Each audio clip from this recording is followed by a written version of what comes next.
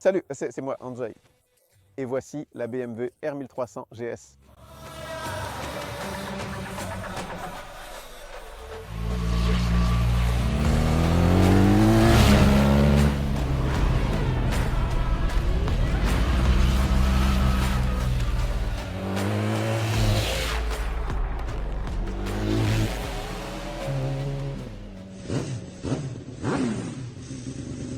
Je vais vous dire, il y aura beaucoup de contenu avec cette moto parce que BMW fait ça bien.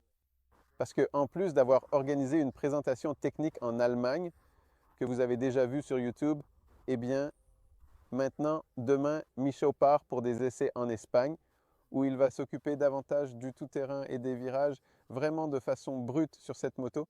Et moi, je l'ai ici en Pologne, en premier, pour une période plus longue. Une période plus longue, c'est 2 jours. Donc vous savez, ce sont vraiment les toutes premières impressions concernant la R1300 GS. Pourquoi autant de contenu? C'est simple. C'est la grosse moto la plus vendue au monde, donc elle est aussi importante pour BMW que pour les médias, parce que tout le monde est super curieux, y compris vous, les spectateurs, de savoir comment ça roule. Donc en bref, à la fois pareil et différent. Voilà, tout simplement. Dans la dernière vidéo, j'ai résumé cette machine en disant que BMW avait simplement pris une liste et regardé où ils avaient des lacunes par rapport à la concurrence. Et ils ont décidé de combler absolument chaque lacune. Le plus simple, c'était de le faire par l'équipement. Donc vous voyez, on a déjà la bulle électrique. On a aussi le phare adaptatif que malheureusement je ne pourrai pas tester pour vous parce qu'en ce moment, il fait très froid la nuit chez nous. J'espère que Michał aura l'occasion de rouler avec cette moto la nuit. Beaucoup de choses, même l'abaissement automatique de la suspension pour les personnes plus petites et son relèvement quand tu repars. Donc ils ont coché tout ce que propose la concurrence pour que nous aussi on l'ait déjà afin qu'il n'y ait plus d'arguments. Il y a même un petit compartiment ici devant le réservoir pour les clés, pour la télécommande. Il est assez peu profond pour un portefeuille fin, la télécommande et les clés, mais il est là comme c'est le cas chez KTM et Ducati. Et ils ont continué à cocher, puis il y a eu tout le développement de l'ensemble, car on sait que c'est un tout nouveau moteur avec une boîte de vitesse qui est placée en dessous et non à l'arrière. Un tout nouveau cadre, une toute nouvelle suspension avant, une toute nouvelle suspension arrière.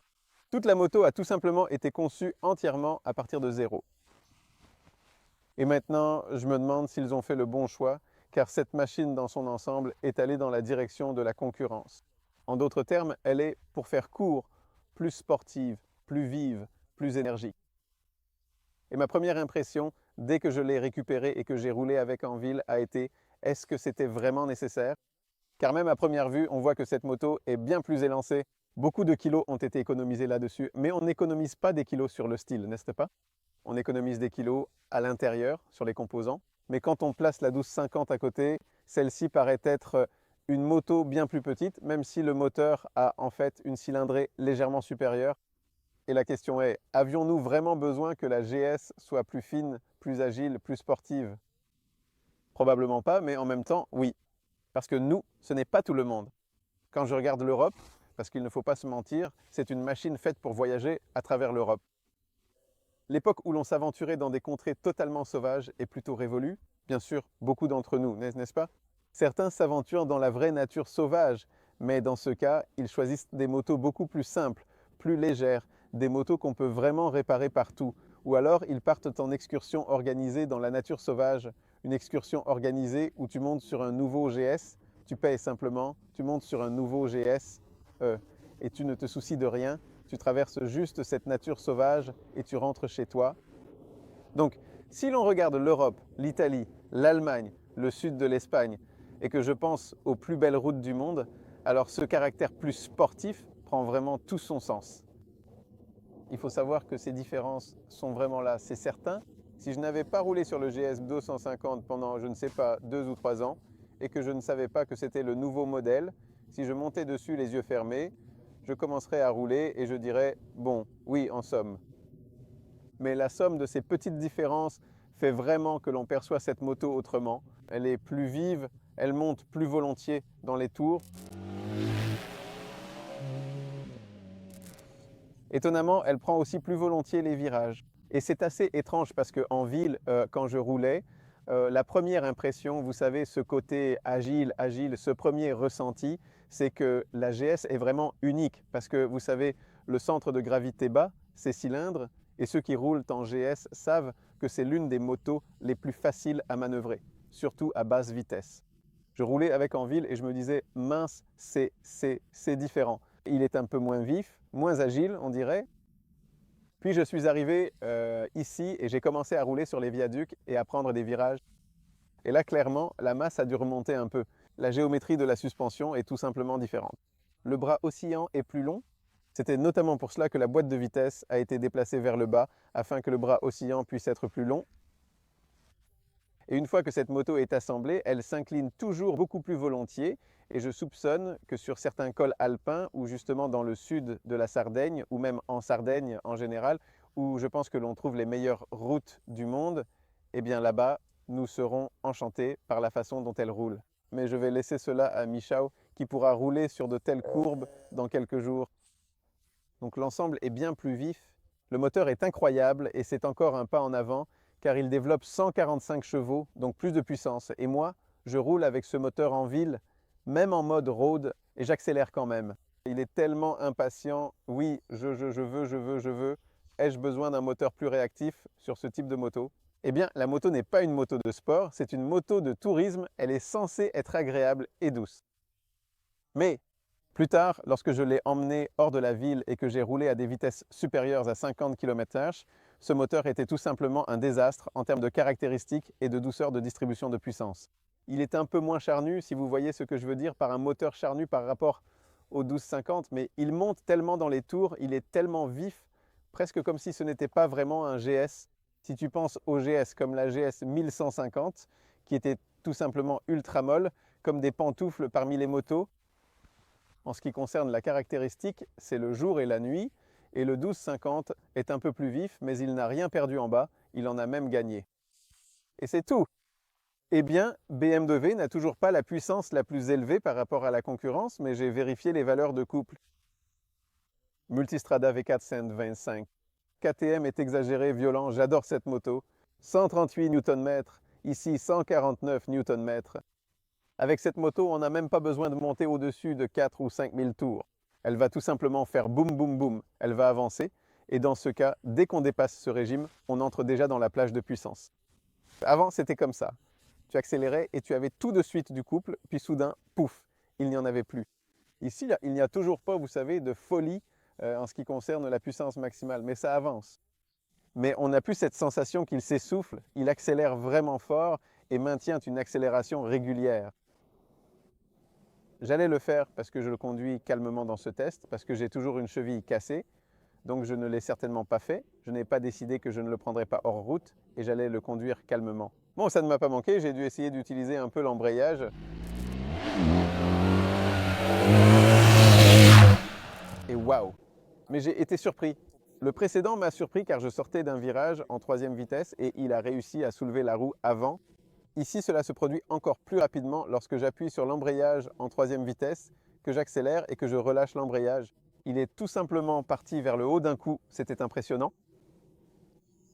Je pense qu'on peut facilement le lever en 4e vitesse. Je ne sais pas qui ferait ça sur une GS, mais je soupçonne une bande d'adolescents en Amérique du Sud. Si vous avez vu ce genre de vidéo, ce feu à la sortie des virages et ensuite le contrôle, la modulation de ce moteur, c'est tout simplement incroyable. Ce boxeur est perfectionné déjà jusqu'à la perfection. Comme je l'ai dit la dernière fois, c'est difficile. Je ne sais pas ce qu'on pourrait faire de plus. Eh bien, vous savez, ce qu'ils peuvent faire de plus, c'est qu'il soit simplement plus vif et plus puissant, mais la caractéristique reste la même, tout aussi agréable.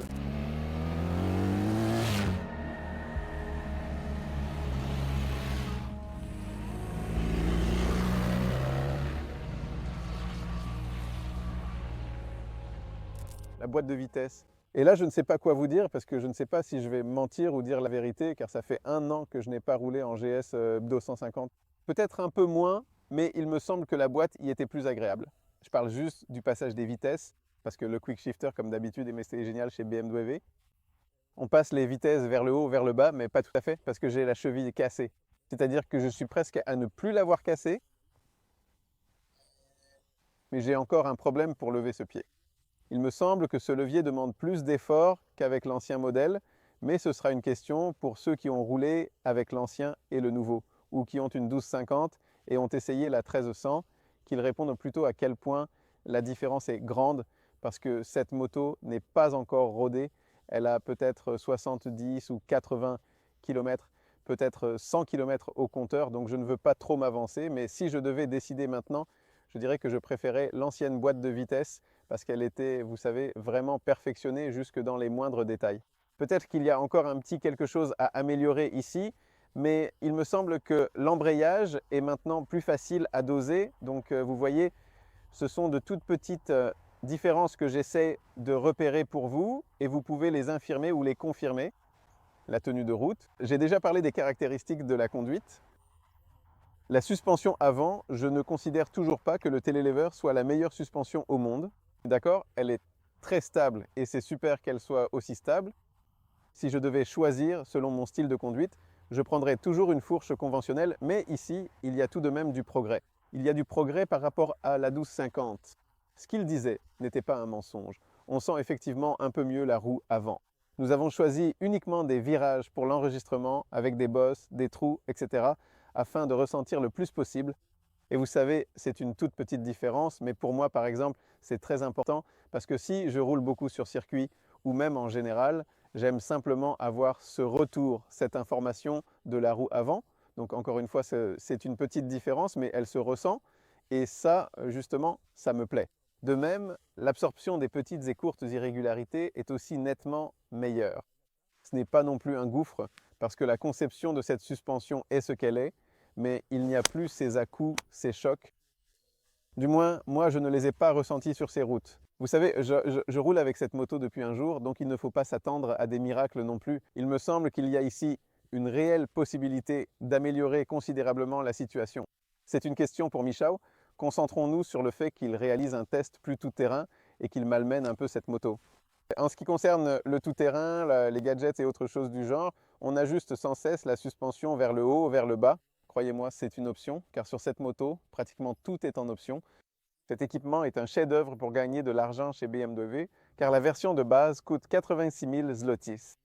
Nous avons essayé de configurer de force la version la plus chère possible. On est arrivé à un peu plus de 120 000 zlotys, mais là, il y avait déjà des idées un peu absurdes. Et ça, c'est avant les accessoires, parce que si on commence à ajouter encore des accessoires, je pense que si on s'y mettait vraiment sérieusement, on atteindrait facilement 150 000. Rien que pour les vitres, il y a un nombre absolument absurde de choix. Mais revenons à la suspension. Cette suspension qui s'abaisse vers le bas et se soulève partiellement vers le haut, c'est bien sûr une option. Normalement, une moto a une suspension seulement semi-active, c'est-à-dire qu'elle règle automatiquement la pep-pep-pep, la force d'amortissement, la compression, le rebond pendant la conduite. Ce système qui monte et descend la suspension, honnêtement, eh bien, maintenant que j'ai la cheville fracturée, je dois dire que ça me plaît. Parce que j'arrive et voilà, je suis debout, bien à plat sur mes pieds, puis je repars et la moto se soulève. On ne sent pas vraiment qu'elle se soulève, mais par contre, quand on s'arrête, on sent bien qu'elle s'abaisse et c'est vraiment, vraiment astucieux. Si quelqu'un en a besoin parce qu'il n'a pas de longues jambes ou qu'il transporte toujours beaucoup de bagages et un passager et qu'il veut être stable, eh bien, ce n'est pas une mauvaise idée. Mais je ne sais pas ce qu'il en est de la durabilité, du fonctionnement et de l'entretien par la suite. Est-ce que ça ne va pas coûter une fortune? Je ne sais pas. Mais il y a des gadgets sympas comme l'Enduropack, et l'Enduropack a, je crois, une suspension qui, d'après ce que je sais, est plus haute parce qu'il y a tellement de packs qu'on peut s'y perdre et il n'y a plus cette option de rehaussement, de levage. Et par exemple, il enlève ces protège-mains absurdes avec les clignotants, ce qui est bien parce qu'ils sont alors retirés et le clignotant est déplacé ici, à l'avant, à l'endroit habituel près du phare. Parce que ces protège-mains, si on tape en tout terrain, ils vont probablement se casser et on n'aura plus de clignotant et ainsi de suite. Cela concerne malheureusement aussi probablement les chutes à l'arrêt, même si, pour ma part, je ne l'ai pas fait tomber. Un autre avantage, c'est que sur la GS, vous savez, la force est toujours un peu répartie parce que d'abord, la moto tombe ici, il y a même ce petit bout de plastique, donc peut-être qu'ils ne céderont pas si facilement, mais à mon avis, ce n'est pas un emplacement très judicieux pour le clignotant. Régulateur de vitesse adaptatif. Encore une chose qu'ils ont coché, qui fonctionne, je l'ai tout simplement vérifié et ça marche. Les freins fonctionnent aussi. Je plaisante en disant que les étriers ont une couleur comme celle qu'avaient autrefois les Brembo, les modèles de course. C'est exactement la même peinture que les étriers BMW ont maintenant. Bien sûr, il y a aussi des options doubles et tout s'appelle soit Evo, soit Pro dans le configurateur. Mais les freins fonctionnent parfaitement. Ils sont très puissants, mais la sensation pour moi est moyenne parce que je suis un peu un traditionnaliste. J'utilise beaucoup le frein arrière en conduisant une moto. Et ici, quand j'utilise ce frein, je sens aussi la pression changer sur le maître-cylindre avant. Parfois, quand je m'arrête, je sens qu'il s'enclenche. Parfois, s'il se rigidifie. Vous savez, c'est simplement ce système intelligent qui est responsable de la stabilité, cet ABS et tous ces systèmes de stabilisation de conduite, etc. C'est certainement plus sûr, probablement, ou même certainement, c'est plus intelligent que nous lorsqu'il s'agit de situations délicates. Mais le fait que tu sois un traditionnaliste fait que c'est toi qui modules la répartition de la force de freinage entre l'arrière et l'avant. Parce que j'ai toujours conduit comme ça toute ma vie. Et bien c'est comme ça, vous savez, on sent que des choses étranges se passent là-bas et bon, ça freine. En général, en ce qui concerne le principe fondamental de s'arrêter, tout se fait comme il se doit. Mais la sensation est un peu vraiment étrange, voire même un peu déconcertante.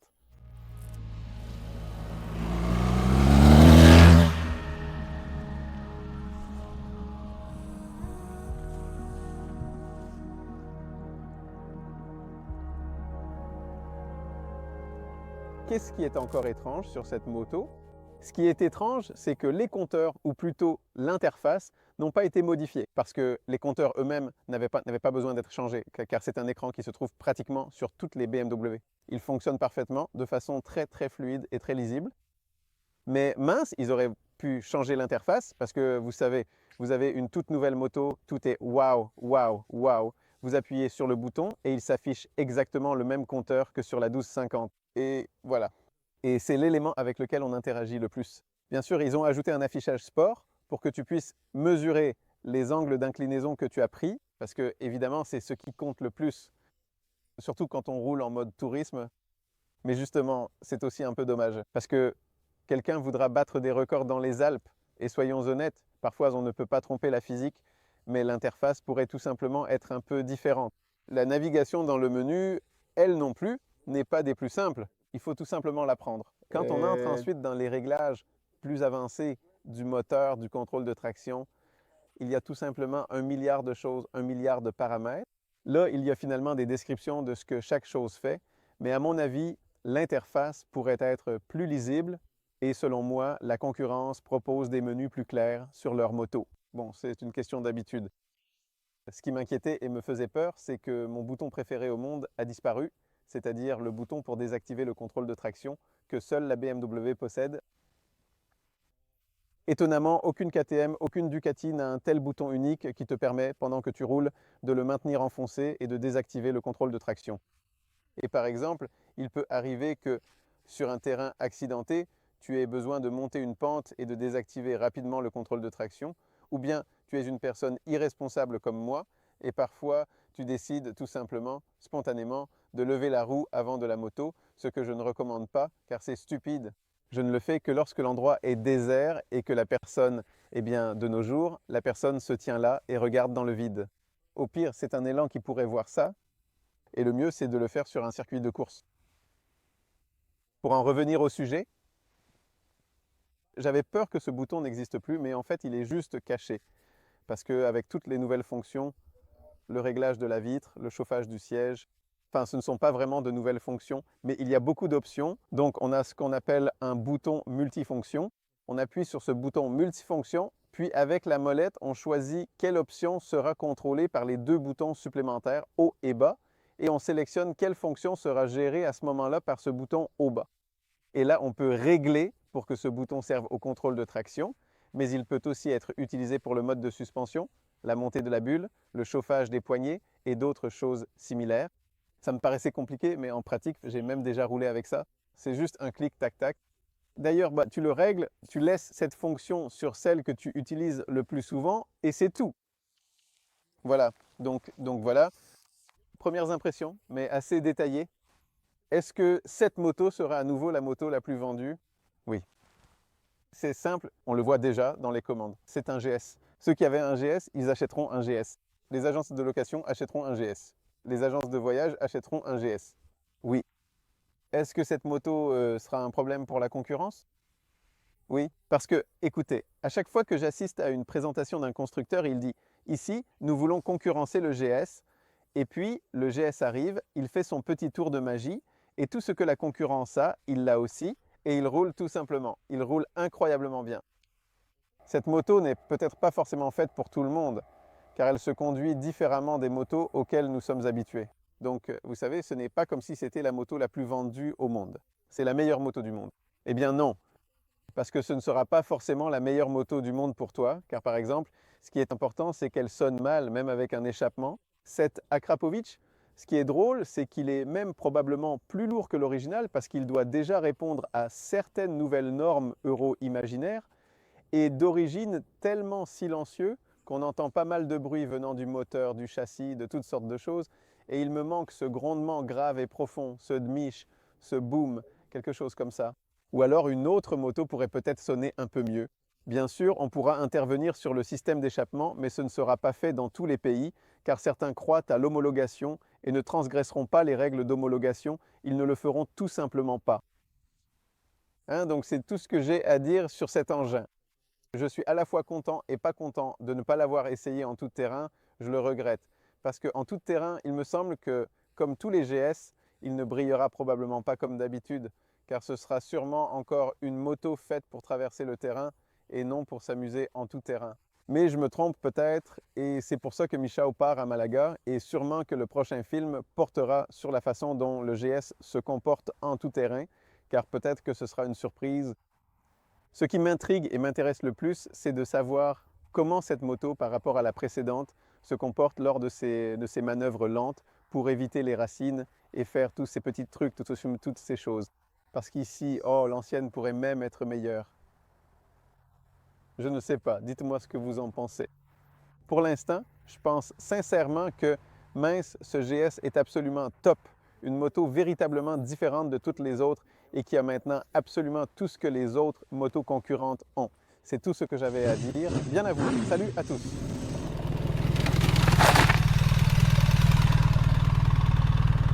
Les feux de détresse se sont allumés. Détresse. Freinage d'urgence. C'est le bouton le plus récent.